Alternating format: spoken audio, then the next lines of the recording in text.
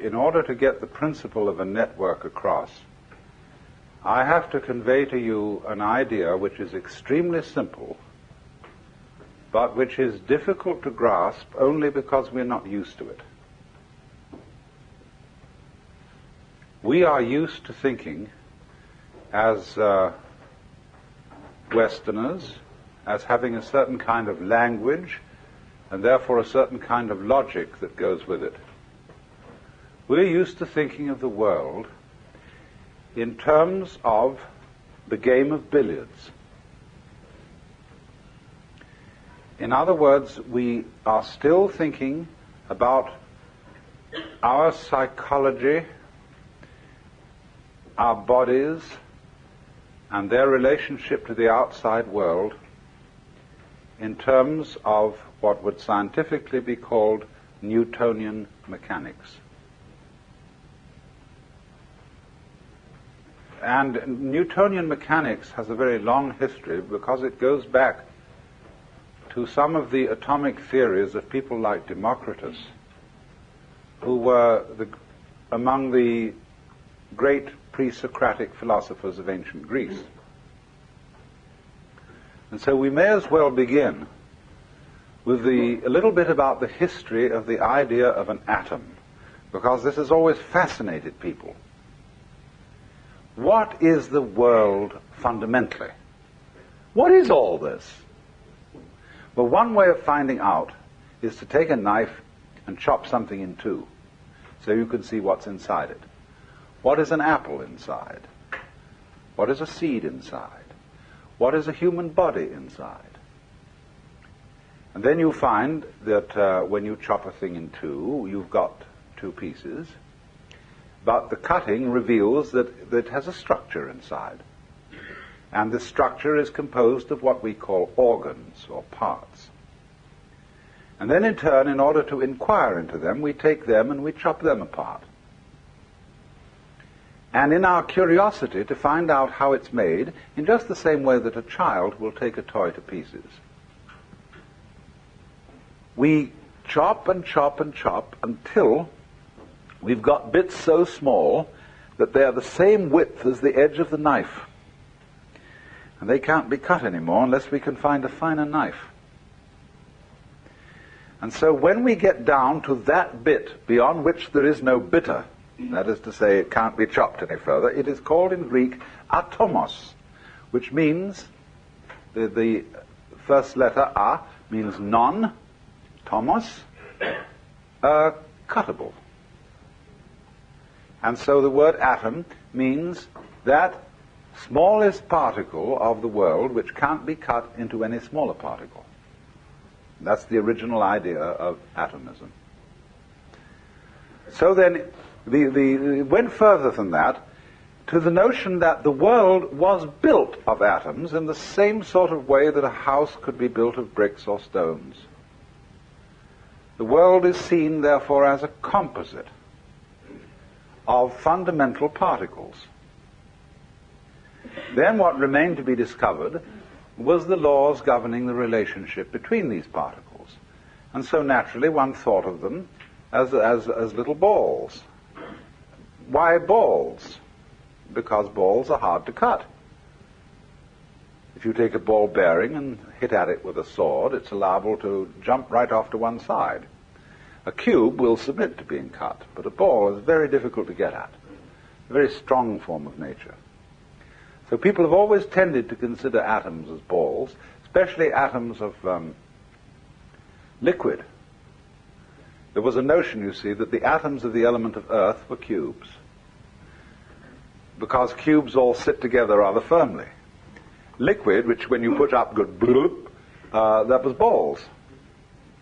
Fire was made of, if I remember rightly, little pyramids. Air, I can't remember what air was made of, and what their atoms were shaped like. Maybe sausages or something like that, because air is pretty difficult to get at too. But they had some ideas. But fundamentally, what has influenced Western thought, and still influences Western thought, is the idea of an atom as some sort of fundamental little planetary system. And so these things come into relationship with each other, and they bang each other around, as in the game of billiards. And so if we are to understand the world profoundly, we have to find out what are the laws governing the relationship of the atoms. Now, you must understand, first of all, a principle about what are called laws of nature. We inherit the idea of laws of nature from our theology. And our theology that we've grown up with is in certain ways peculiarly different from the theologies of Oriental peoples. Jewish theology and Christian theology, which have entered very profoundly into the common sense of the average person, have an image of the world which is quite basically political, and we'll go further than that and say it's monarchical. It's based on the idea that the world is a construct evoked out of nothingness by the commandment of a celestial king. Now, there may be Jews in this room who are practicing and devout Jews, and there may be Christians in this room who are practicing and devout Christians. And I don't want to offend you by any imagery that I choose or remarks that I may make about this imagery, because I don't suppose that anybody has come to this room and to this particular place who is either a practicing or Christian Jew who has what I would call a naive idea of God. But the funny thing is about our ideas of God is that our symbols, the images, the mythological forms which we use to describe God have an extremely powerful influence on our feelings and on the way we behave. After all, I was a member of the Church of England when I was a small boy, and that had a very powerful effect on me. And in the Church of England, it's quite obvious, from an emotional point of view, as distinct from a very intellectual point of view, that God stands behind the King of England. And the King of England and the Archbishop of Canterbury and the whole hierarchy of lords and ladies and noblemen and officials who descend from this point are somehow involved, at any rate this is perfectly clear to a small boy, are somehow involved with the hierarchy of heaven. Because at morning prayer, to which we went every Sunday, the minister would pray a prayer which began, O Almighty Father, high and mighty, King of kings, Lord of lords, the only ruler of princes, who dost from thy throne behold all the dwellers upon earth. Most heartily we beseech thee with thy favor to behold our most gracious sovereign Lord King George, etc. And so this was a very courtly procedure at which the clergyman, dressed in his proper robes, proceeded to the altar, which is a kind of earthly symbol of the throne of heaven, made due obeisance, and presented this petition with all proper humility. Now, these are things that if you're brought up in that environment, you take for granted. That seems to be the natural attitude to God. But imagine someone coming in from a culture where God is not conceived in the image of kingship. How strange he would find this behavior. There's all this bowing and scraping, because you know very well that places where they bow and scrape and where there are thrones are places of terror. Because anybody who rules by force, but the funny thing about man is, must be basically terrified. that he can put himself That's down. why he has to have all these An protections. accident. Why he has to be addressed in the right form kind of language. colloidal chemical Say you go accident into a court today, that occurred on an this ordinary very U.S. law unimportant court. rock. Rotating There is a very around strict the- etiquette. And if That's you the start star laughing, on the the judge fringe will of bang one the of the gavel galaxies. and threaten contempt of court and all sorts and of dire this is, punishment. Because well, here we everybody are. has to be serious. If It's like on the parade ground. Give a damn about it. All those Marines lined up, Yet and they the salute odd thing the is flag, and they have to have a very grim expression on. That It's serious. this wretched little chemical. And so, in the courts of kings, they have to be serious because kings are afraid of laughter. Vastness inside his head. They're also afraid of being attacked suddenly. And can know So everybody has to kneel down. Because if you kneel down or prostrate yourself, you're at a disadvantage. Small in dimensions. And the king stands or sits at his throne with his bodyguards ranged on either side. And what See, like that. We've already got the form of a church. The bishop at his throne, his attendant canons and clergy flanking him on either side. And so certain great Catholic cathedrals are called, they're described with the word basilica. By that scale. And basilica, from the Greek basileus or basilus, is king. The principle is simple. So the basilica is the court of the king. That if we can see very from a title perfectly of physical God point of view, what we would in call the a Bible, strictly scientific King of point view, kings and Lord of lords are of course that the borrowed individual organism from the Persian emperors. goes with its environment The Cyrus, in just the same way the as Greek bees word, go with flowers. Kyrios, meaning Lord. And flowers in their turn go So with grubs. the Mass begins with the invocation, Kyrie And grubs in their eleison, turn go with birds. Lord have mercy upon us.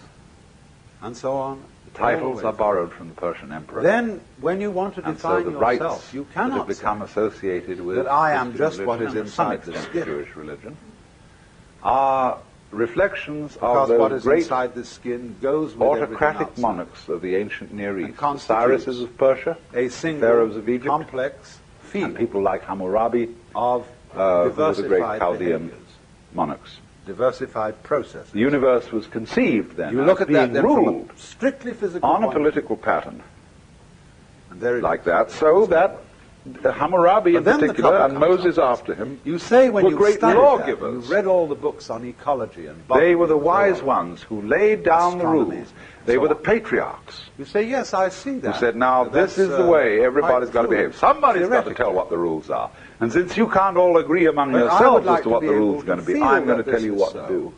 And since I'm the As toughest guy mystics around report here, that they have and I got these brothers of mine who are pretty tough too, we're going to say this is the law. See? To have You that gotta kind obey. of experience in which the network So, is absolutely clear. This is how we have got historically the idea of there being a law of nature.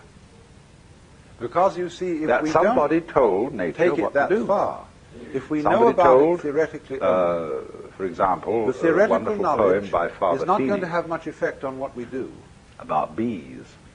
But knowledge God, of a more through emotionally some sticky compelling stuff, nature not yet alive in a hive, will said, indeed "Come, affect the come, way we act Be my bee and buzz as I bid. And sure enough, it was. with and it respect to our environment. did. See, and in the beginning, let there be light. May, in fact, prevent us from A commandment. destroying our environment.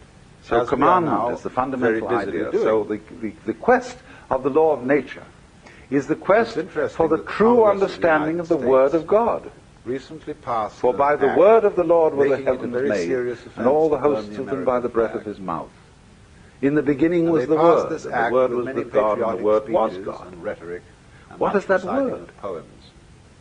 If we could find out the This Word is the of most God, fantastic here is the example idea, you see.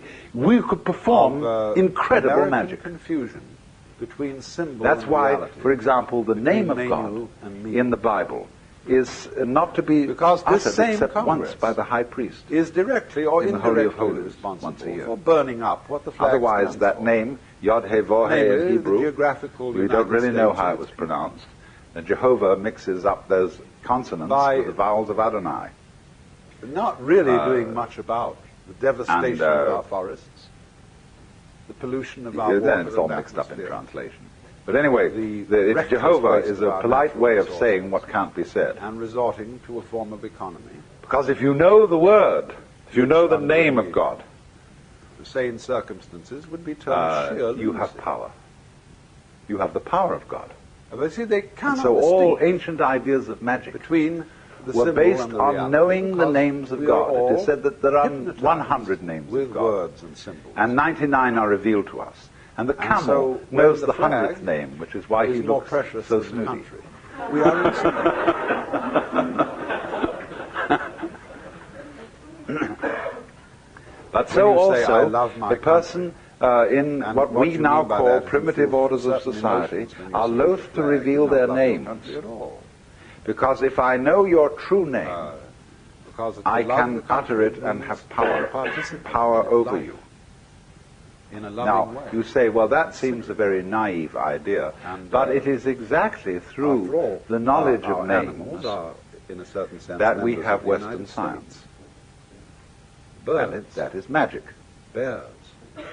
That is All through these trying lovely to creatures. understand And what we are the doing laws is of we nature. are getting rid of birds. So that at if a you could fast understand the word, underneath all the rate. phenomena, Reduce certain populations you could of change birds the by phenomena up to 75% in the and last create few magic. years. Because they Only eat our this. poisonous insecticides. That many scientists have got rather sophisticated Eventually they get into us. and have realized that the word comes later than the event. So, That in the beginning as a wasn't result the of word. this confusion, you see, a failure to see Of course, that the if outside you world want to is make not new sense out of the phrase in the beginning kind of of the word, you have to go to chunk of Hindus, mineral resources where they have the idea housed to be that exploited and be just eaten Vak, up. If we do that, we turn ourselves into a swarm of locusts. V-A-C in Sanskrit, or speech, The price is for the eating basis beef of creation. But is by that this you they must farm fundamentally mean beef. vibration. You must conduct husbandry. You must As sound. help cattle to You multiply. see, is and you must care. We have not husbanded whales, and therefore they're on their way to extinction. They This say is the that price. is, you You've see, if got you to listen to cherish the sound animals and go right that you down live into with. it, fundamentally And then get what furthermore, after sound that, is all to put in about, my you particular understand the whole prejudice, mystery You've got of to cook things. them properly. Because the whole mystery of things is You don't vibrating. just chew it energy. up because it's supposed to On give and you off. energy. Simple as Good that. for you. Life and death. That's an irreverent Life is on, use death of is dead off. animals. Dead Have to have off, to have on, have to have on, to have off. They give their lives for you. And the proper response. Quite to a that relief. is, take it with reverence.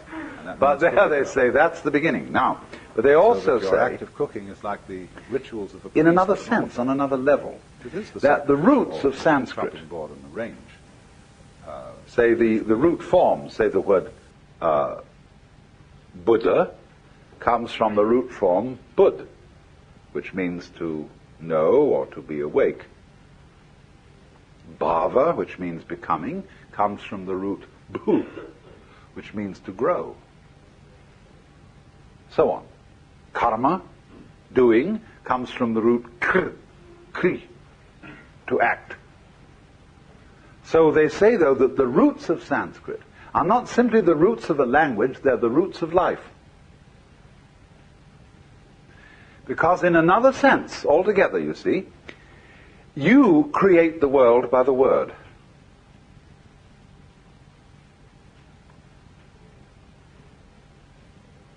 And this is something that we're not very conscious of. It's the way you think that determines your basic reactions to what happens. In the words of Shakespeare, there is nothing either good or ill, but thinking makes it so. Thinking is talking to yourself inside your head. And we, through this, build up all sorts of weird notions. We say, for example, well, one day you'll have to die. Have to? What's the emotional content of saying you'll have to die? It means it's going to be something imposed upon you against your will. So it's put in this passive mood. Have to. You'll be compelled to die. But I can't be compelled to die unless I'm fighting it. Supposing I want to die. Supposing I commit suicide. Or supposing we look at it all in another way and say, when I get a disease and die as a result of it, getting a disease is something I do, just as much as taking a walk. Only we've got our thoughts arranged so that we say, you ought not to get a disease, even if it's just plain old age. Somehow you ought not to do that. You ought to go on. And therefore, you can't say, when death comes about, well, to put it in the words of Robert Louis Stevenson, I laid me down with a will. because we've got this hang-up about life being divided into two parts. Things that we do, on the one hand, and things that happen to us on the other. And Buddhists say, what happens to you is your karma. And people don't readily understand that. They think my karma, something awful happened to me because of something bad I did in my last life. And therefore, I've got bad karma. Karma simply means your doing, your action. So that when something that happens to me is called my karma, it means that it's your own doing. And if you recognize that it's your own doing, it's never bad karma. It's only bad karma if you refuse to admit that it's your own doing and merely blame someone or something else that it's something that happened to you. Now I've digressed a little because what I was getting at was the meaning of a law of nature.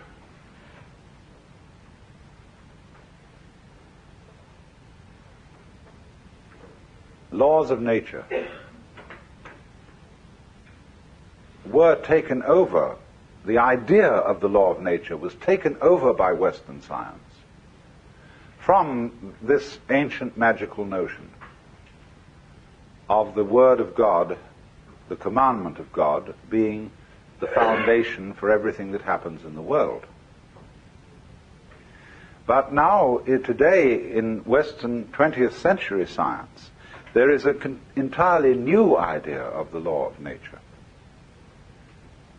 The laws of nature are not things that exist in any real sense, which phenomena like the motion of stars or the behavior of animals and rocks, they're not phenomena which these things obey.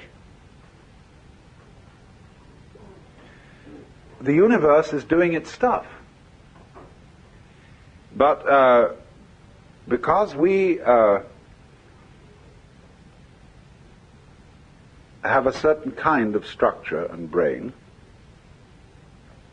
we want to make sense of it. And therefore, we find various ways of understanding the world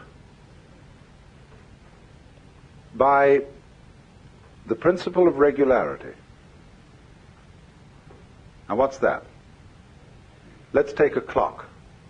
A clock ticks regularly. But the world does not tick regularly. Inconveniently enough, the sun does not have the earth go round it in a neat 360 days. This has always irritated calendar makers. How to make a rational calendar? There is no solution, because the rotations of the earth upon its own axis do not neatly synchronize with its rotation around the sun. There's always something a little odd about it. So what we do is we superimpose over this rather odd elliptical path the ideal figure of a circle with its 360 degrees. Now that is also like putting a ruler along a piece of wood and saying this piece of wood can be cut to 12 inches. Now there are no inches in the wood. Inches are a method, a technique that human beings have invented for measuring things. And so we can cut out of a piece of cloth or a trunk of a tree so many feet. Well, originally, it's simply comparing the trunk with us by putting our feet over it one after another and saying it's so many feet long. Or so many spans when you stretch out the hand. This is the fundamental idea of measurement, and the inch is, of course, one joint. Not your kind of joint. And so this comparison of man's body and its regular shape, you see, 10 fingers on either side, 5 fingers on either side makes 10, 5 toes on either side makes 10. And so by stretching ourselves out, as it were, against nature, we measured it. And the idea of measurement is the same idea as the idea of the law of nature. A law of nature is exactly the same kind of thing as a ruler, or a hammer, or a saw. It is a way of thinking which enables us to control our environment. That he can put himself down and say that he is an accident. Observing regularities, kind of colloidal chemical and then by making a calculus that occurred on this very which is a process really of betting. Will it be regular next time? Lesser star on the fringe. And the odds are that it may be. If it's done it once this way, it's likely to do it again that way. Where we are. So in this way, you predict eclipses of the sun. You predict the phases of the moon. You measure it. You count it. How it went. How often it did it like this. How often it did it like that. And you say, well, it keeps on doing it. This. And you think, well, it's fascinating. Chemical thing. It seems to obey me because now I can tell you any time it's going to come up. And if the other people around haven't figured it out, they think I'm magic because I'm going to say to them, the moon is going to change at such and such a time. So many days from now, it's going to have a different shape. And that means, though, that they'll this say, my thing, God, however he was small right. in dimensions, and they'll think I'm making it happen because I can do that. Are you going to attach the word importance? So I get a rather privileged position. Mere size, because I could predict. Or but that's the basic idea, you see, of the law of nature. The law of nature, by degree of comprehension, man is huge. A human network. So then, if like the lines of celestial latitude and longitude, they don't exist. That if we can see from a perfectly but we project them on the sky in order to measure the positions of the stars. That the individual because the stars are scattered in a very confusing way. In just the same way and just try and remember that mess and figure it out. And flowers in their turn. The clever ones, you see, just said, look at it through a network, a spherical network. In their turn go with birds. Then you can number all the squares in the spherical network. Then, when you in accordance with the principles of the circles of 360 degrees. That I am just what is thrown the network on the sky. It isn't really there. Because what is inside this skin. Then to help you a little further, constitutes. Pick out some of the big stars and see if they make a shape. Field. You know, this is like doing a Rorschach test. Diversified behaviors. And you see, oh look, there's one over there that looks like a dipper. You look at that then from a strictly physical point of view. And there's one there that looks like a cross. This network. There's one there that, by some extreme wangling, you say when you've studied that, and you've read all the books on ecology and botany, and all these lines that join the constellations together, you say, yes, I see are our ways of projecting quite true, a pattern upon this great and glorious confusion. But I would like to be able to so feel that we can remember it and chart it. As mystics report that they have could very well see that if you looked at this same pattern of stars from some completely to have that different kind of experience space, in which all those constellations and the their network is absolutely vanish. clear. And you would have to invent a new one. Because there is nowhere where the stars really are. We don't it depends where you're looking that from. far. If we know about it theoretically only, so in theoretical this sense, knowledge is man not going to have much effect in on nature, what we do. with his extraordinary symmetrical brain, but knowledge of a more emotionally compelling and its nature amazing complications will indeed affect the way we figures act. it out. And it's man who introduces the law into the world. He invents it. May, in fact, prevent us from destroying our environment. But in a way, in venire, to very invent busily doing. Is to discover. It's interesting that the Congress of the United States... But what we discover, in a way, is not something that's out there. Making it a very serious... When we invent the laws of American nature, flag. we are discovering something about ourselves. And they passed this act with many patriotic speeches and our own and rhetoric, passion and much reciting for of predictions, poems. for regularity, for keeping things This under is the control. most fantastic example... Therefore, there has to be a law. ...of American confusion between symbol and reality. So then, going back right now to the beginning of what I started to say. Because this same Congress is directly or indirectly responsible The question for was burning then, up what the flag stands for. what is the law of Namely, relationship the geographical United States between and the its atoms? people. Between the fundamental billiard By- balls of which the world is composed. But not really doing much about Well, you the watch the game of devastation of our billiards, forests, and there's a cue, and it hits the that pollution ball, of and our then it water moves and over, and it hits atmosphere, that one, and then that hits that one, and then that the hits that one. reckless waste of our natural resources, And so the final and ball, which resorting moves to a into the form of pocket, economy, has its which under behavior any explained the same through its circumstances contact would with be the other termed billiard sheer balls and the lunacy. final contact with the cue.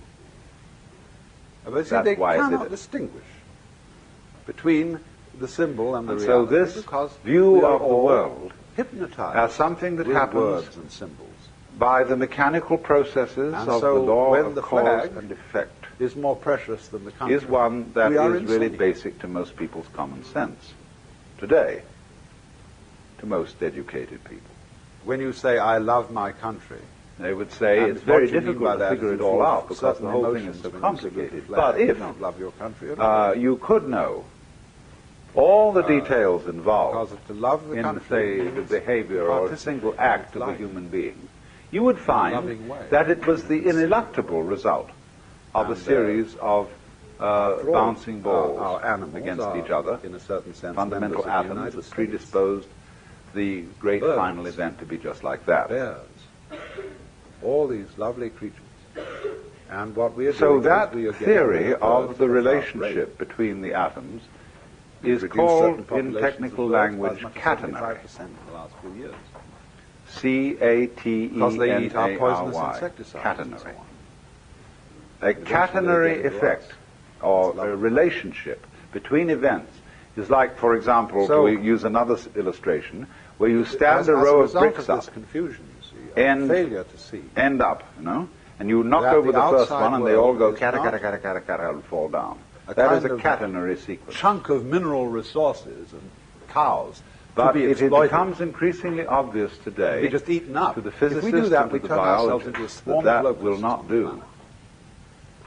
as a price sufficient for eating description of is how that you must various farm events affect You each must other. conduct husbandry. And You so must there's another multiply, type help of cattle to causal multiply, relationship and you must care altogether, for them properly. which is called, instead of catenary, Same with fishing. reticulate. We have not husbanded whales, and therefore they're on their way to extinction. R-E-T-I-C-U-L-A-T. This is the price. Reticulate, from You've the got Latin to cherish the animals rete, that you live meaning off. a net, And then furthermore, net after that, to relationship. put in my particular prejudice, you've got to cook them. wherein, in other words, You don't just any chew given it up event because it's supposed to give you energy. is not simply ascribed That's an to irreverent one or use of more dead previous animals and events, plants. They give their lives for you. but that the relationship Proper between the response to that past is, and the present, take it with and reverence. between the present That and the means cook future, it well. So that your act of cooking is like the is rituals all of a to be priest with taken an into altar. consideration It is the in understanding sacrificial any altar, one the event. jumping board on the range. In other words, let's take one event. Use. I drop a ball and it bounces. Let's say it's an event. I don't know how many events it really is, but we'll just say for the sake of argument that it's an event. Now, is it enough in describing this event to say, I let the ball go, it obeyed the law of gravity and hit the floor, but because it was made of rubber and had some air inside it, it bounced and sort of slightly disobeyed gravity because it had an energy in it. But that's not enough.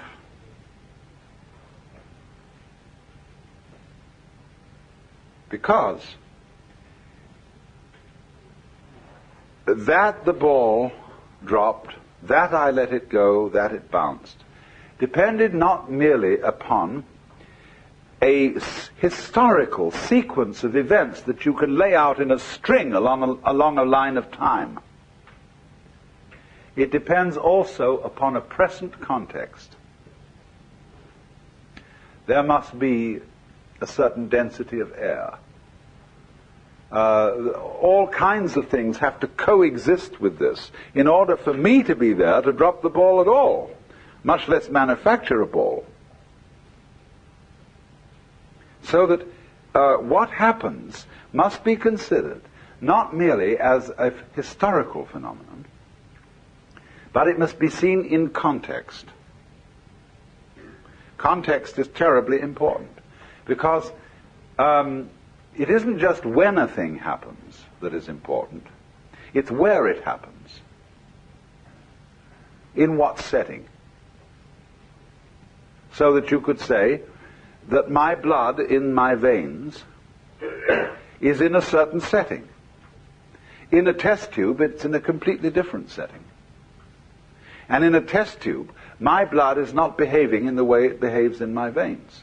Therefore, it's not the same thing.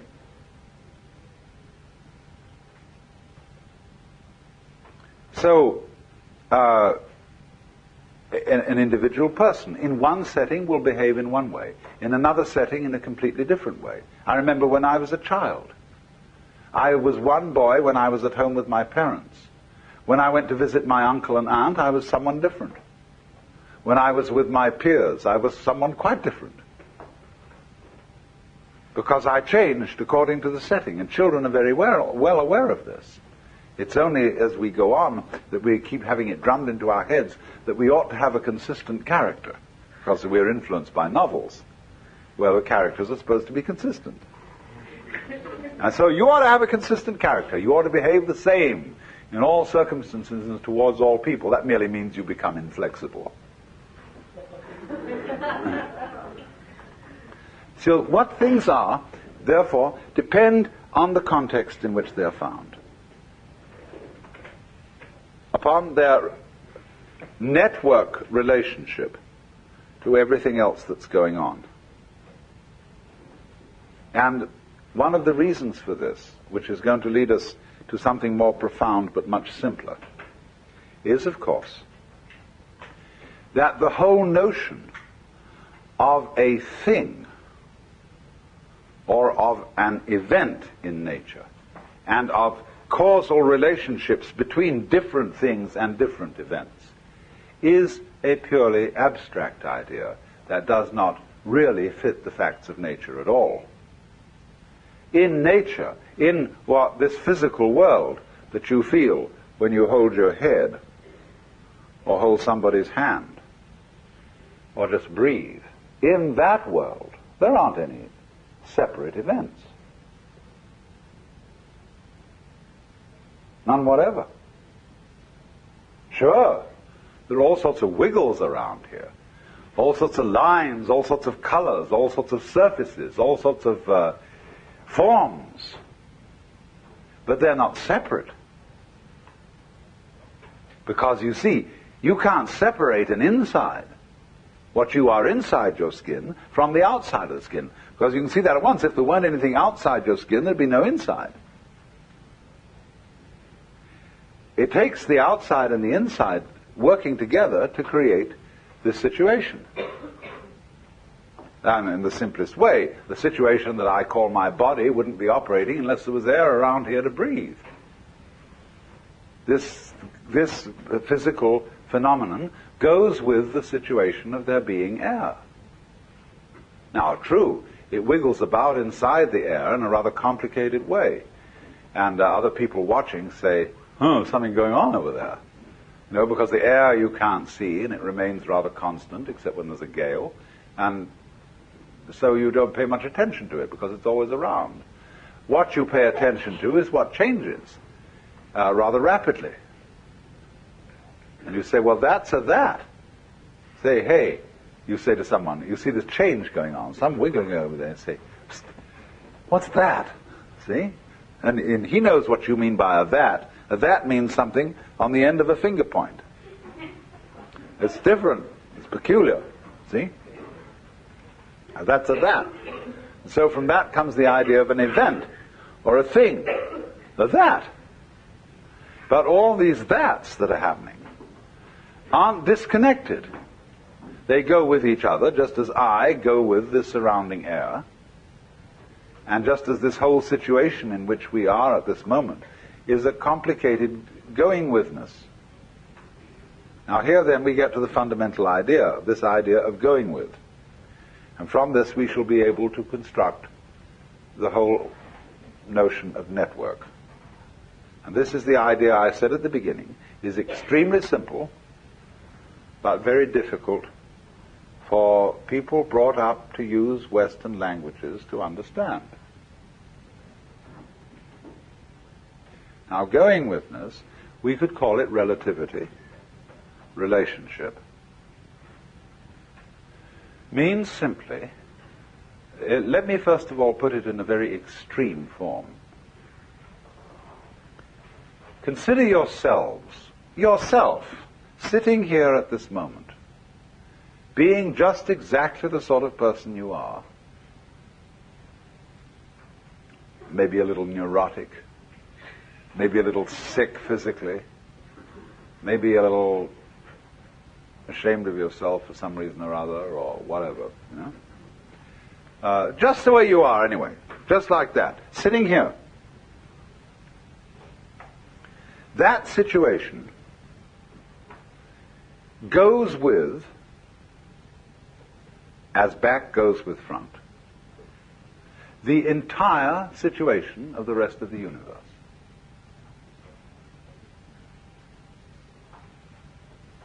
In other words, you as you are, exactly the way you are, and you really don't know what that is. You may have some opinions about it, but you really don't know. That goes with the way the whole of the rest of boundless being is arranged. Now, it isn't that the way the rest of boundless being is arranged is determining you to be the way you are.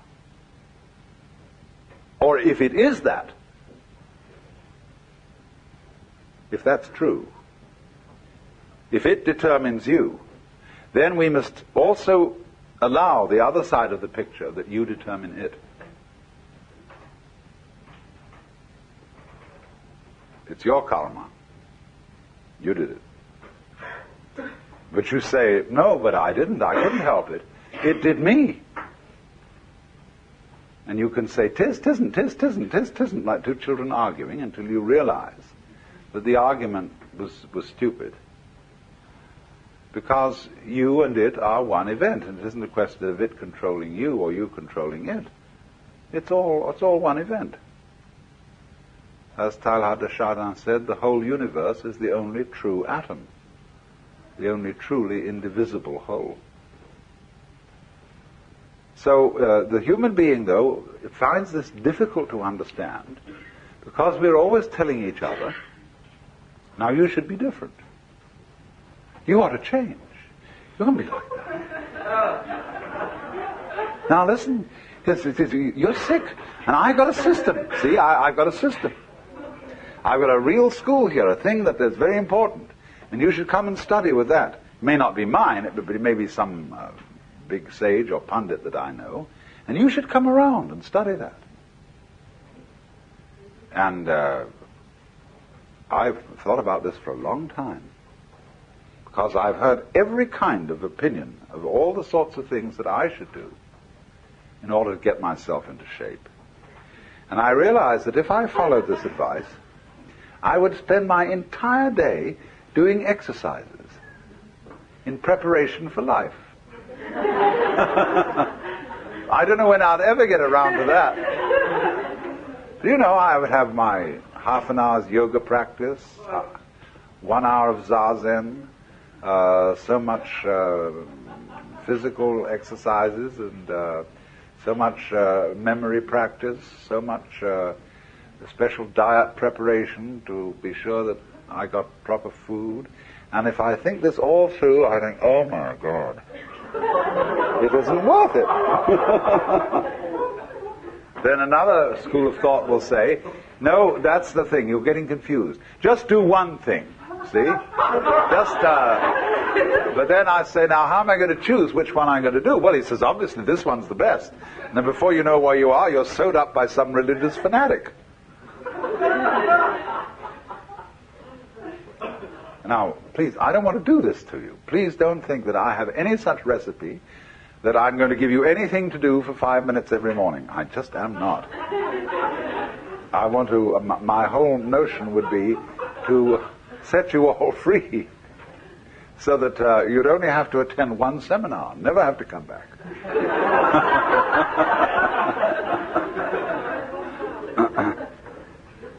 That's the idea, really. Because I know that so far as my own livelihood is concerned, that there are always more people. And if, no, I don't collect a following and just send them all away. There are plenty more people to fill the vacuum. But this is the whole idea that we're going to work on of a net. That you are like a dewdrop on a multidimensional spider's web early in the morning. And if you look at that thing carefully, you will see that in every dewdrop there's the reflections of all the other dewdrops. So the way that dewdrop looks goes with the way all the other ones look. See? The particular glimmer in it and so on. Its peculiar position, and everybody has to have a peculiar position in the cosmos. So you see, the reflections in every one of them are different according to the position they're in and the other dewdrops that they reflect at such and such angles. But nevertheless, the whole network, all the dewdrops, depend on each individual dewdrop.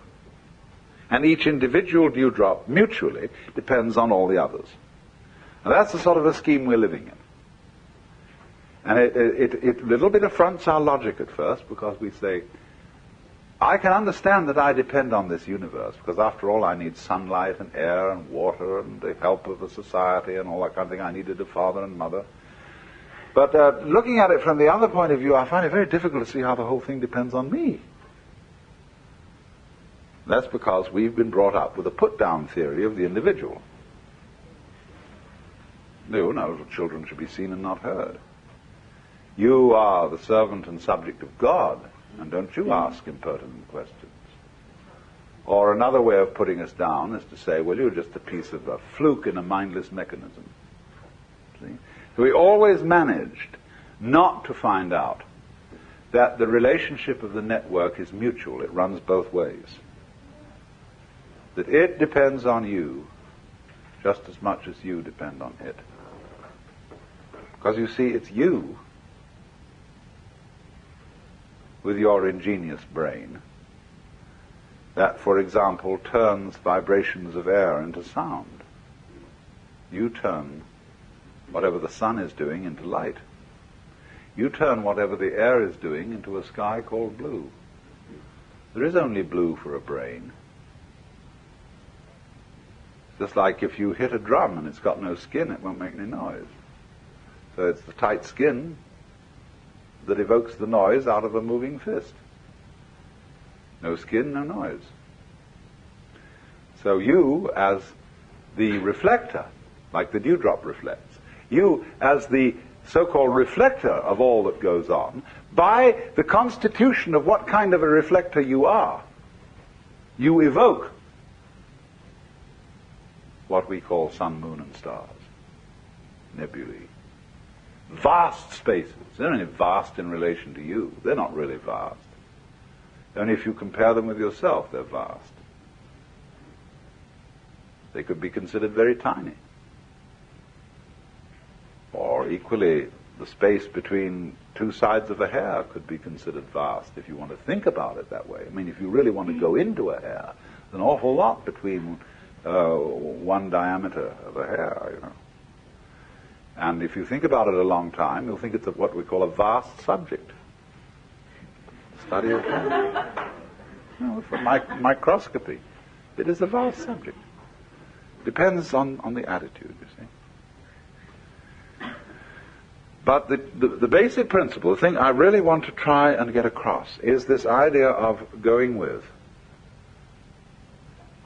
the universe around you is your outside, just as much as the organs inside your skin are your inside. You go with it in the same way that the stalk goes with the root or with the flower. And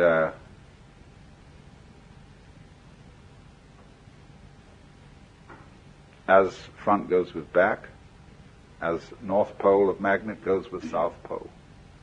This principle of relationship governs everything. I wouldn't say governs. I'm only using the wretched terms that we have to use out of our language. It underlies everything.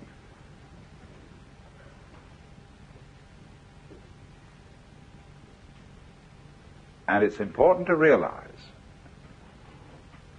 and let me repeat this, that the great universe does not control the small individual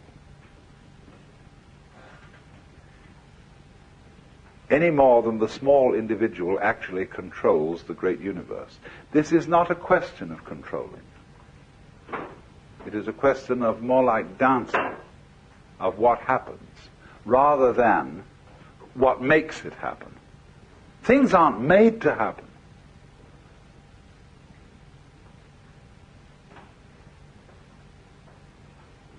Only if you insist that a certain event is quite separate, then you can think of it being made to happen by the events that came before it.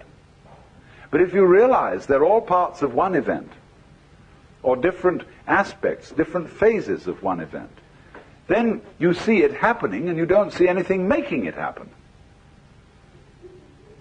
Forcing. That whole idea of things being made to happen, in other words, goes back to the idea of a universe that is based on a monarchical image, where the boss says, damn it, you do that, and the thing can't help it, and so it's made to happen. But say in Chinese Taoist philosophy, the universe is just not seen in that way. It's not seen as anything is not made to happen. It is what does happen. But it's all interrelated.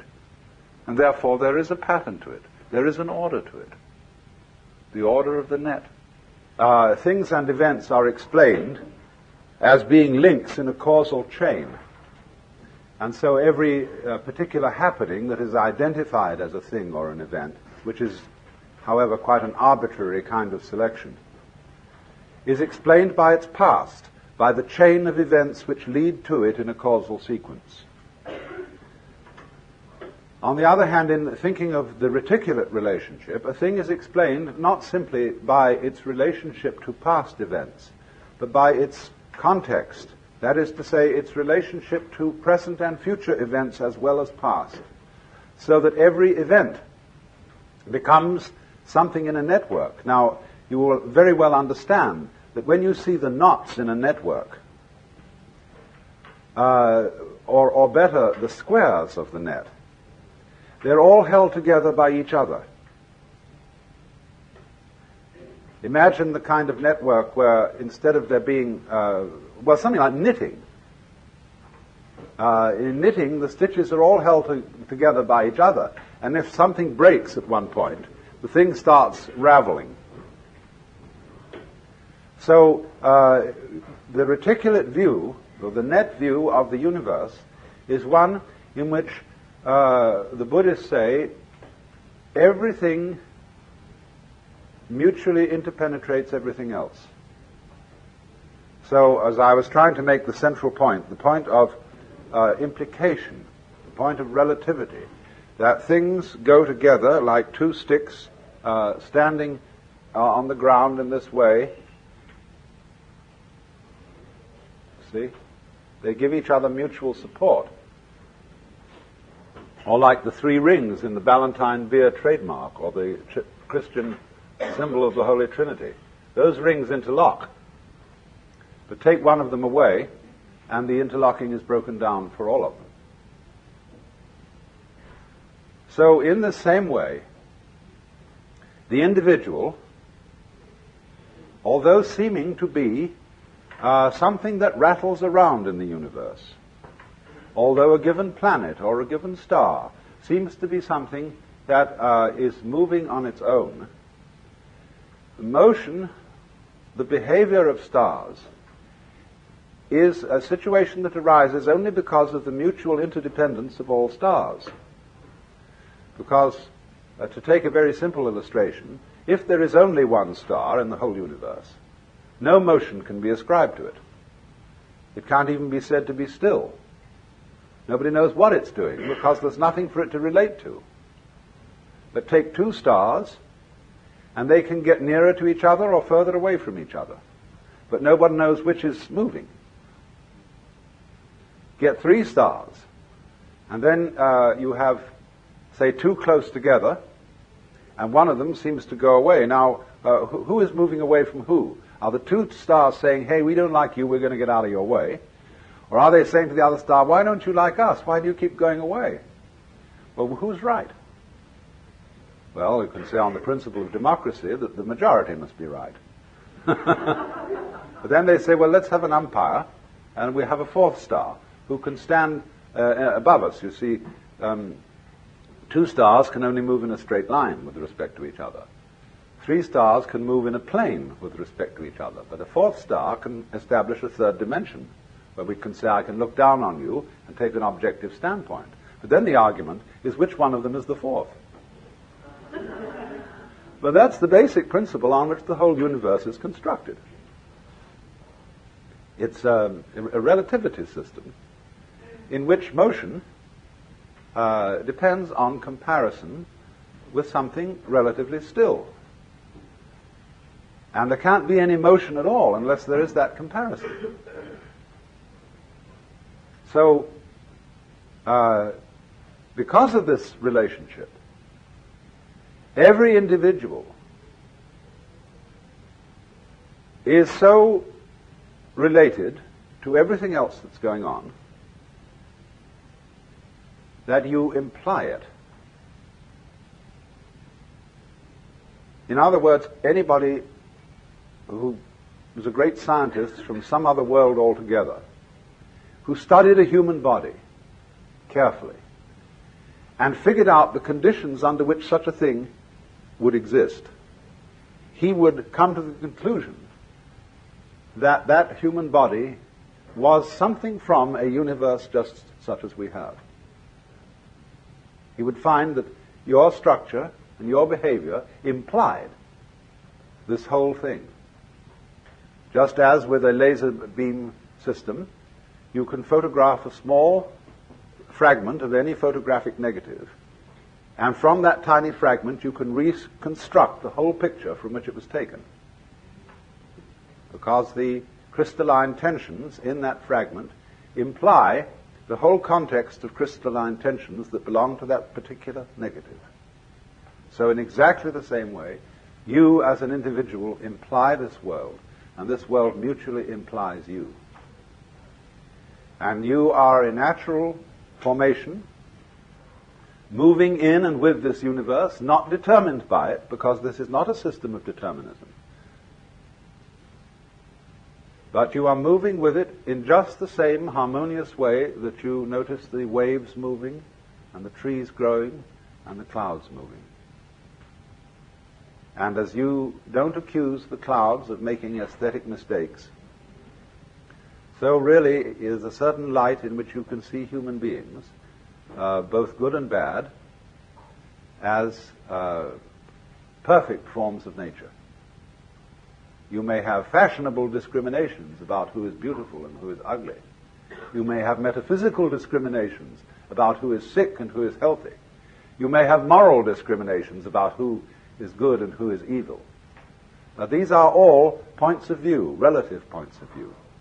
They are all legitimate because they are parts of the functioning of the whole. The fact that you take those points of view, that too is part of nature. But a skillful person lives on two levels at once. You live basically on the level where you know there are no mistakes. Can't be. Everything moves in accordance with what the Chinese call the Tao, the way of nature. And if you have that basic feeling, you will always be sane. But you are able to comprehend within that feeling a more restricted point of view, whereby things are good and bad. Just as in the confines of this room and this area, it's perfectly clear that there's a difference between the up direction and the down direction. But we know that this area is situated in interstellar space, and there is no up and no down. Now, the second situation doesn't contradict the first. But if you have only the discriminatory point of view, if you take your fundamental stand as a being on the difference between good and evil, you get in the Christian hang-up. You have then to say that there is eternal heaven and eternal hell, that the distinction between good and evil is radical. And if you do that, you begin to suffer from a disease called chronic guilt, which is one of the most destructive emotions that anybody can have. You feel an outcast from the universe, at odds with reality itself, at odds with God. And that sends people quite mad, and is responsible for a good deal of the craziness of Western civilization. It's making too much of a good thing out of the distinction between good and evil. It is an important distinction, but it's not fundamentally important. And you have to learn to admit different degrees of importance. And just say that because you can't just say that because a certain distinction isn't absolute, that it's not important. After all, your own physical formation is not absolute, but it's important. So, the situation of man in this network is to repeat the proposition, on the one hand, that he as an organism, psychophysical organism, is something that the whole cosmos is doing. That was as much of truth, I think, as there is in modern astrology, which I regard as a pseudoscience. But it is based on a very fundamental principle. That when you draw a map of a person's soul, you draw a small picture of the universe, a very crude picture. And that is the design of that person's individuality. The truth is, therefore, that your soul is something which contains your body. Your body does not have the soul inside it like a spook.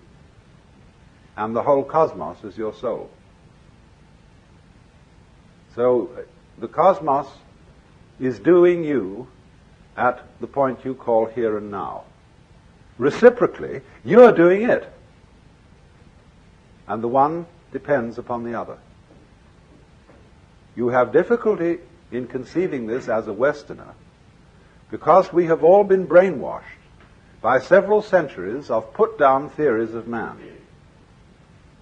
That you were the wretched little subject, and a disobedient one at that, of an eternal king, and B, that you were just a fortuitous congress of atoms in a mindless mechanism of incredible vastness. Having entertained those two theories of man and of existence for so many centuries, we are very much brainwashed into being unable to see that we and the universe are mutually causative, or to use the Chinese expression, mutually arising. Now then, a second difficulty arises in this, which requires that I bring in some ideas, first of all, from Buckminster Fuller. The principal notion of Buckminster Fuller's thought, and if you don't know this name, Buckminster Fuller is what I would call a philosophical engineer. A man who is one of the most creative minds in the modern world. He invented the geodesic dome, which is his main claim to economic fame. But beyond that, he's done a great deal of extremely fascinating thinking about the future of technology and the situation of man in the universe. And he has devised this important term, synergy.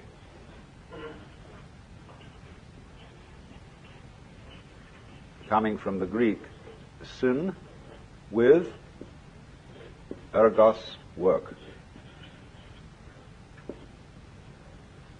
But what he means by synergy is this, that every complex organism has as a whole an intelligence greater than any one of its parts.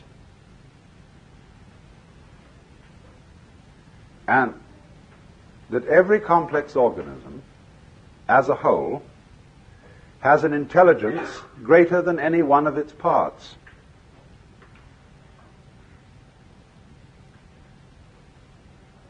This again is a difficult idea to swallow, because he applies it to technology in this way. He is saying that the industrial natural complex in which we live is something that is going in a certain direction on its own, whether you like it or not, and that it is able to organize your behavior in a more intelligent way than you can organize it. And he believes, therefore, that the increasing complexity of the industrial complex will of itself, say, outlaw such lunacy as war. It will make it impossible. And that we shall find ourselves increasingly organized by an intelligent system that is not under our conscious direction, but will make us feel, I suppose, rather as our individual selves feel inside our bodies. He gives an illustration. The transportation communications network, aircraft, radio, television, telephone, these taken together are constituting a global net, which might be said to be something like Teilhard de Chardin's idea of the noosphere. I hope you all read Teilhard de Chardin, the famous Jesuit theologian who wrote the best of his books is The Phenomenon of Man.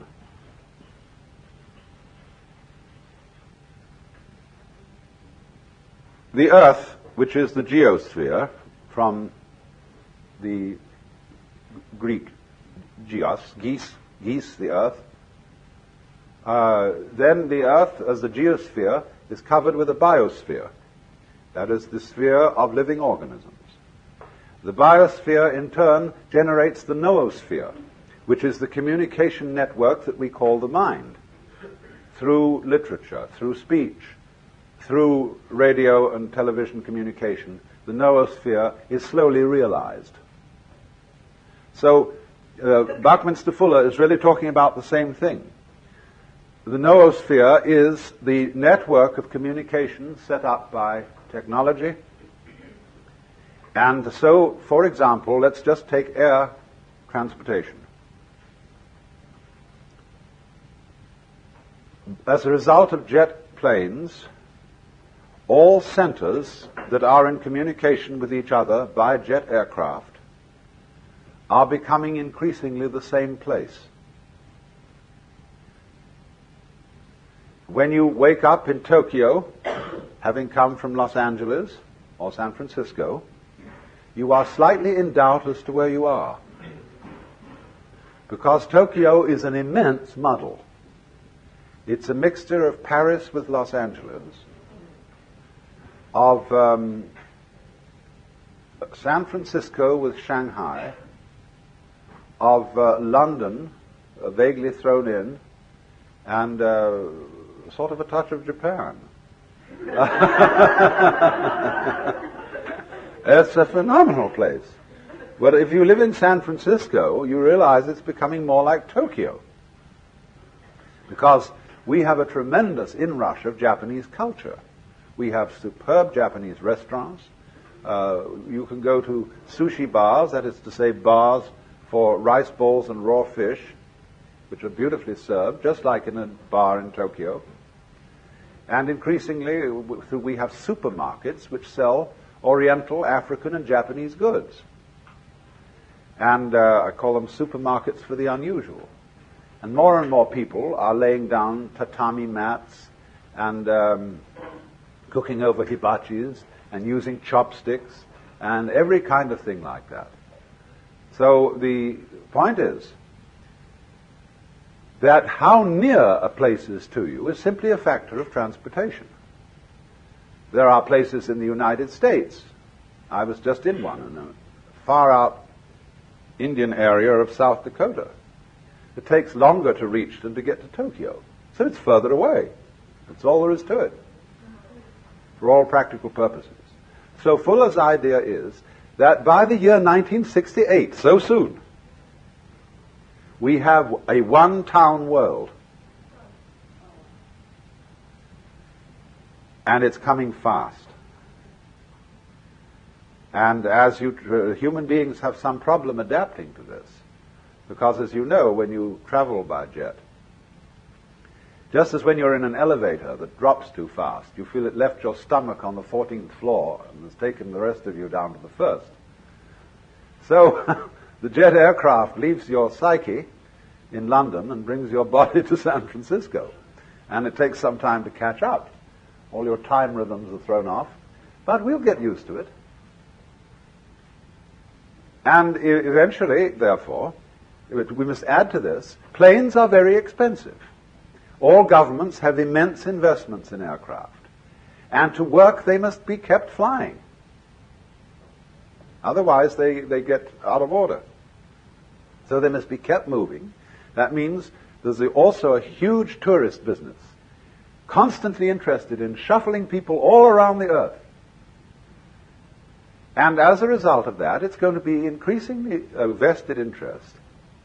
And politicians will find it harder and harder to stop it in the interest of having a war.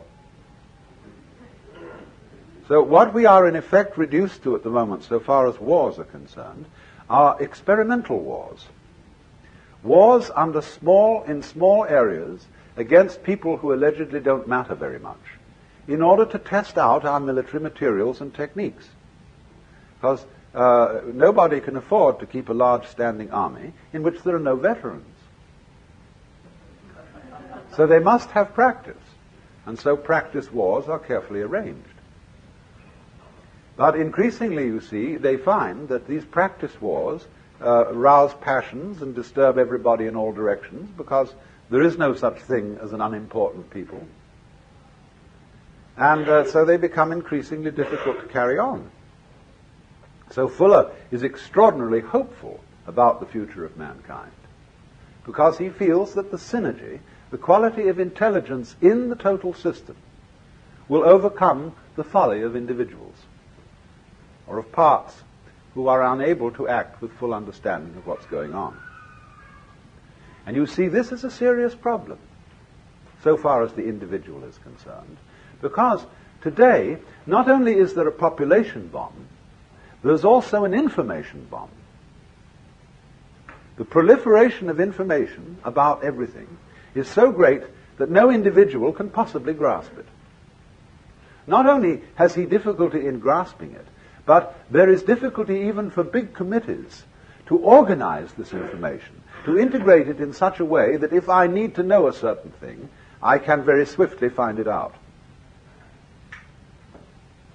For an individual untrained in physics, it's very difficult to find out quickly about physics, because physics is expressed in a mathematical language which he probably has never learned to read. So the time lag in scanning, you see, all consciousness is a matter of scanning. And it takes in the totality of events in the world by a sweeping motion, like the glance of our eyes round a room. Well, it takes time to glance your eyes round the room and register what's there, if you want to remember it consciously. So what we are saying is that the intelligence of the system, the synergy, is more intelligent than any individual consciousness can be. But, of course, as a living organism, you are much more than consciousness, in this scanning sense. Because You certainly don't arrange the complexities of your own brain by conscious decision. That's something that you grow. Or we could put it this way, that the intelligence of the universe grows as it grows you. But here again is another hurdle for the average Westerner, whose common sense is derived from the philosophy of science current in the 19th century, of thinking that the organization of the universe is intelligent. That seems to us to echo of theism, of God ideas where God is based on an anthropomorphic or man-like image, the old gentleman with whiskers in the sky. And of course that God is dead, beyond recall. But that's not the only kind of God. To think of the universe itself, its vast and complex organization, as being intelligent, what on earth does that mean? What do you mean by the word intelligent? Well, when you come to think of it, it's the most difficult word to define. Everybody knows what it is, but very few can say. It's like you know what love is, but just try and define it. You know what time is, but try and define that. Space. Everybody knows what space is, but it's the most difficult thing to pin down. And that's equally true of intelligence. We can see certain elements in intelligence. We can see complexity as an element of it. We can see complexity as what we call an orderly arrangement of different clusters of complexity. But again, we're using words, all of which are imprecise. What do you mean, orderly? That's practically to say it's all in order. It was almost like saying it's intelligently arranged. We recognize these things, but we are not quite sure what we mean by them. But we recognize them at once. And for example, if we begin with the pure hypothesis that we ourselves are intelligent, and let it go at that. If we're not, then nothing is. But let's, for the sake of argument, say that we human beings are intelligent. Now, if that is so, then the environment in which we live must also be intelligent. Because we are symptoms of that environment, and I don't for the life of me see how you can have intelligent symptoms of an unintelligent organization.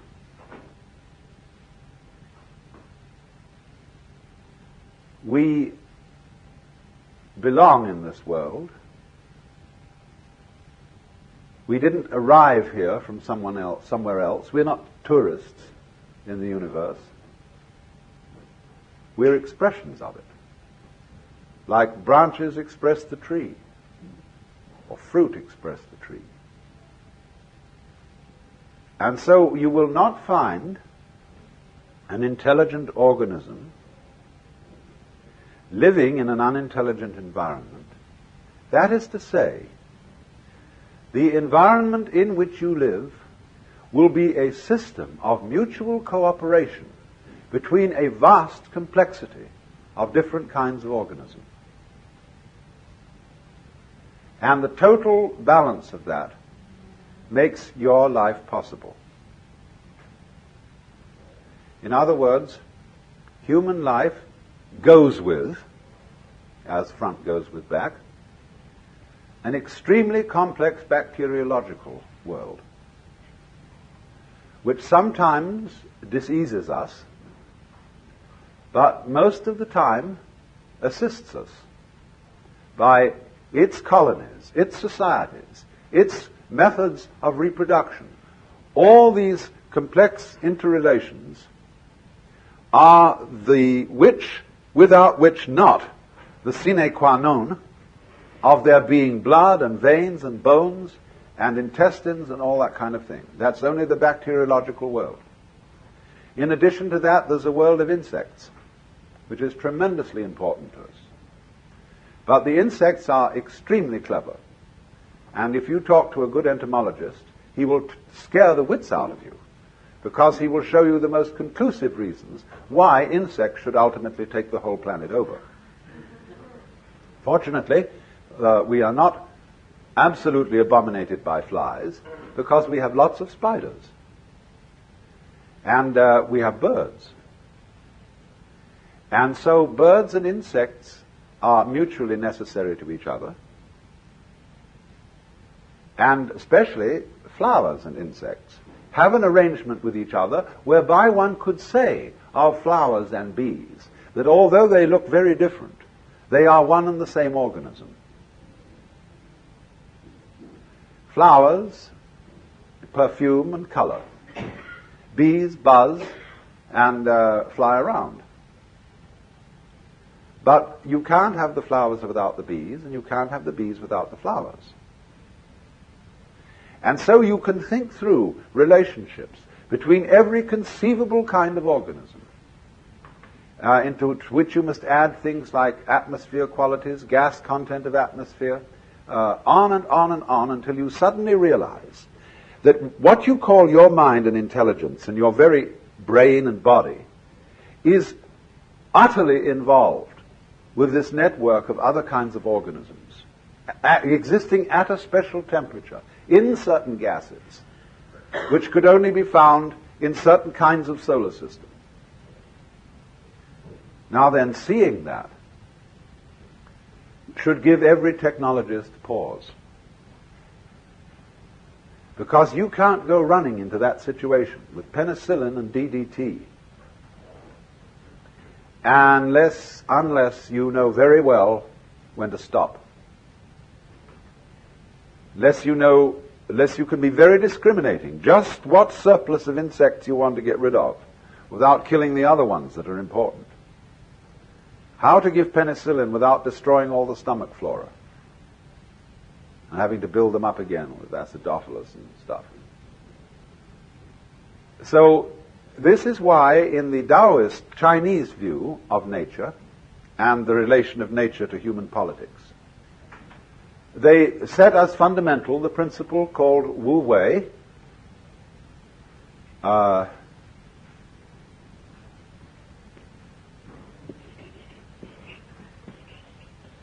Wu Wei,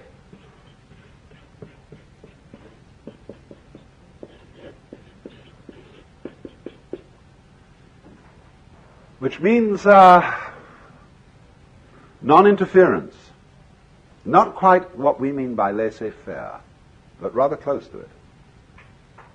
That is to say, when you act upon nature, and you can't help but interfere. There is no way of isolating yourself from the world. Every time you breathe, you interfere with something. See? But the art of Wu Wei is that when you interfere, endeavor to do so by going with the grain of things. In other words, if you want to split wood, split it with the grain. Don't try to split it across the grain. And likewise, when you want to pick a fight, don't use violence, but use the other person's violence to bring about his downfall. That's judo. And that judo is applied Wu Wei. Sailing is Wu Wei. As distinct from rowing, which isn't. So then,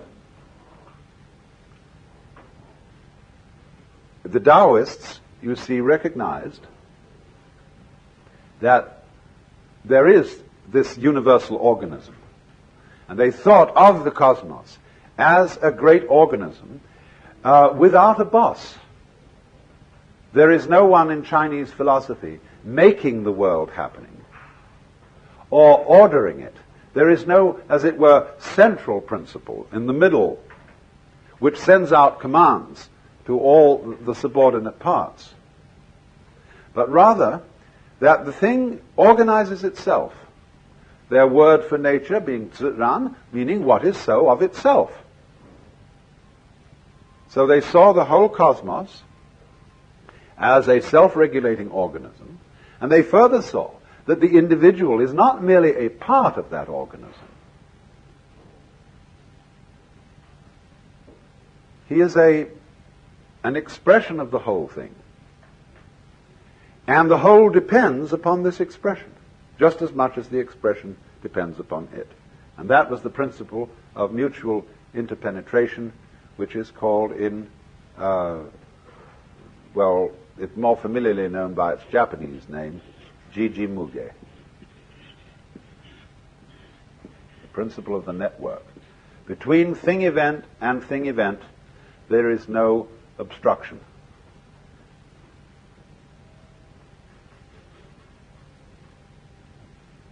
But you see, it remains to us a bit of a puzzle to say that all this is an intelligence, because we can think of all kinds of objections to it. We can think, if by some conscious science we were able to construct the universe, we would do it a little differently. We would have improvements to suggest upon mosquitoes. We would, perhaps a great surgeon might suggest that the human body be organized a little differently. We can think of dozens of things. But you find the curious thing is this. When you try to think out carefully how to improve the world, and then you realize is what the consequences of your suggestion would be, you wouldn't like all of the consequences. Hence the saying, be careful of what you desire. You may get it.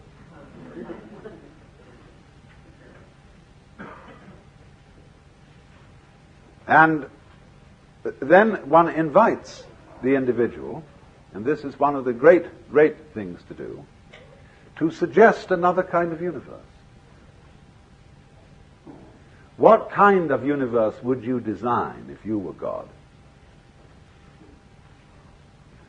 And I recommend, I'm not going to go into this because it's a long story, but I thoroughly recommend it as an exercise in thought.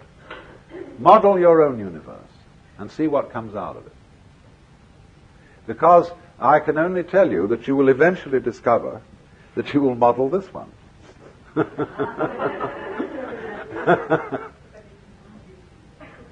And you'll find out, you see, that it's based on certain absolutely fundamental principles, which of course includes the game of hide and seek. Now you see it, now you don't, which is vibration, which is the same thing as energy. You've got to begin with that. But once you start with that, it implies the rest.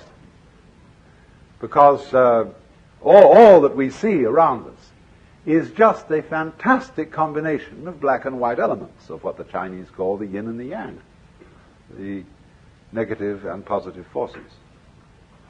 And it all leads to this, but in an incredible dance. So then,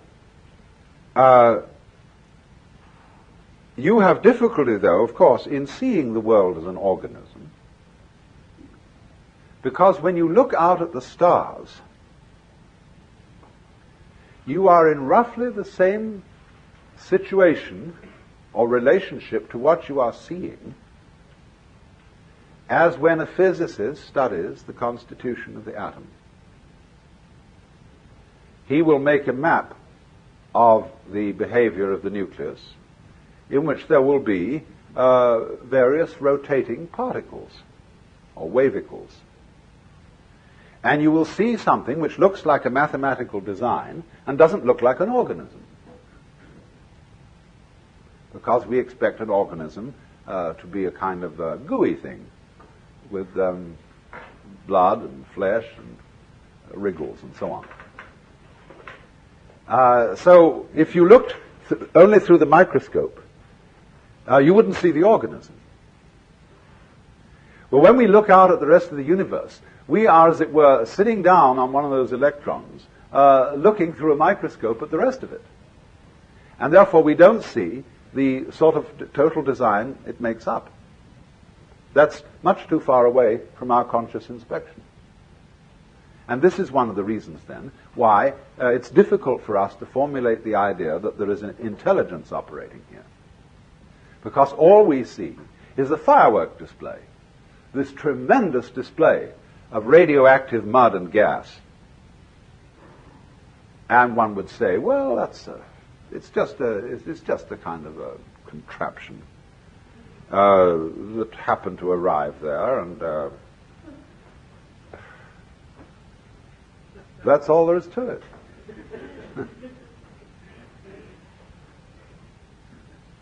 But the funny thing about man is that he can put himself down and say that he is an accident, a kind of colloidal chemical accident that occurred on this very unimportant rock,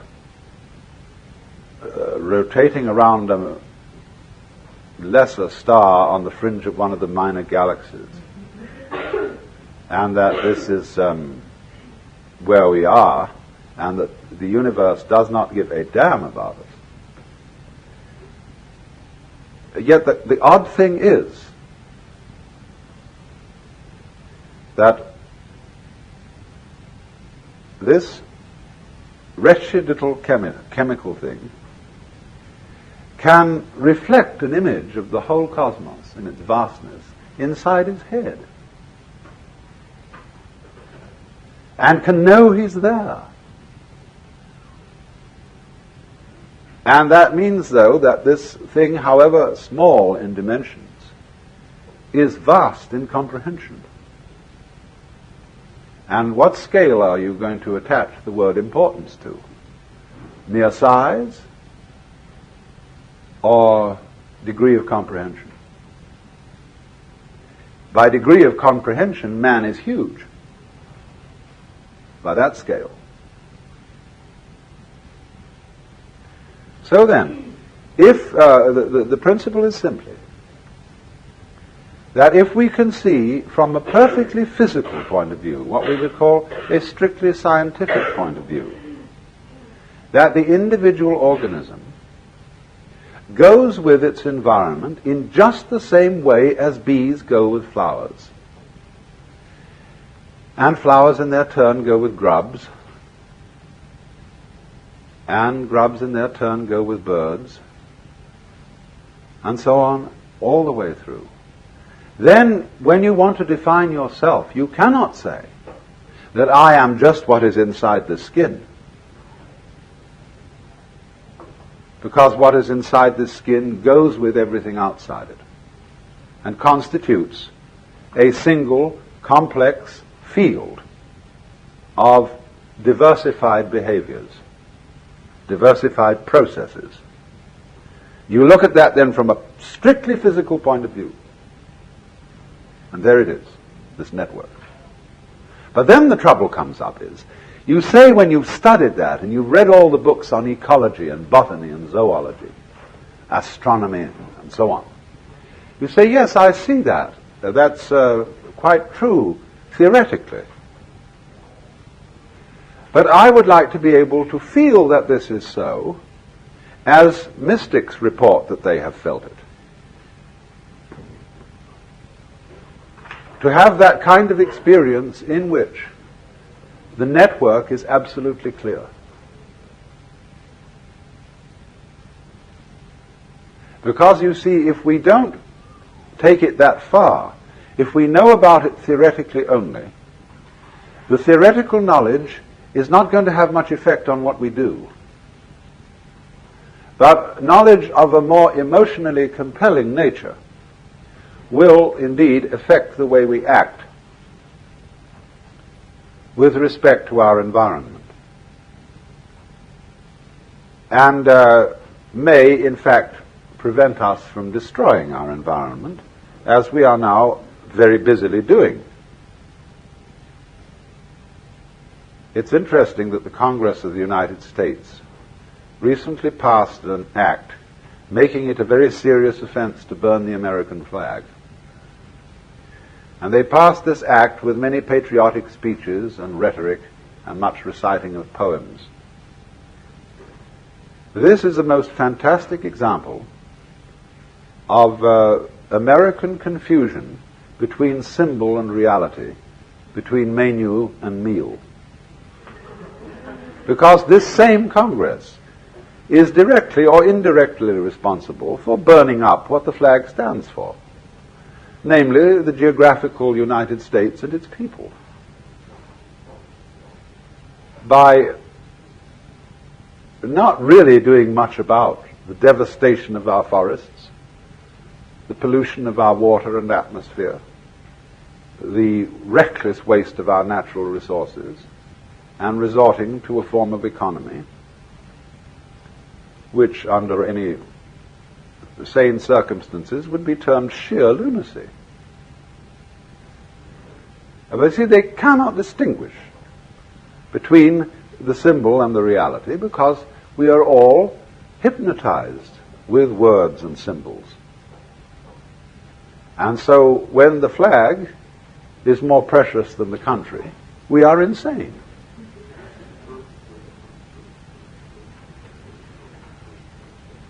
When you say, I love my country, and what you mean by that is you feel certain emotions when you salute a flag, you don't love your country at all. Because to love the country means to participate in its life in a loving way, in a considerate way. And after all, our animals are, in a certain sense, members of the United States. Birds, bears, all these lovely creatures. And what we are doing is we are getting rid of birds at a fast rate. We've reduced certain populations of birds by as much as 75% in the last few years because they eat our poisonous insecticides and so on. And eventually they get into us. That's love of country. So, as a result of this confusion, you see, a failure to see that the outside world is not a kind of chunk of mineral resources and cows to be exploited and to be just eaten up. If we do that, we turn ourselves into a swarm of locusts on the planet. The price for eating beef is that you must farm beef. You must conduct husbandry. You must help cattle to multiply, and you must care for them properly. The same with fishing. We have not husbanded whales, and therefore they're on their way to extinction. This is the price. You've got to cherish the animals that you live off. And then furthermore, after that, to put in my particular prejudice, you've got to cook them properly. You don't just chew it up because it's supposed to give you energy. It'd be good for you. That's an irreverent use of dead animals and dead plants. They give their lives for you, and the proper response to that is take it with reverence, and that means cook it well. So that your act of cooking is like the rituals of a priest at an altar. It is the sacrificial altar, the chopping board and the range, which we use.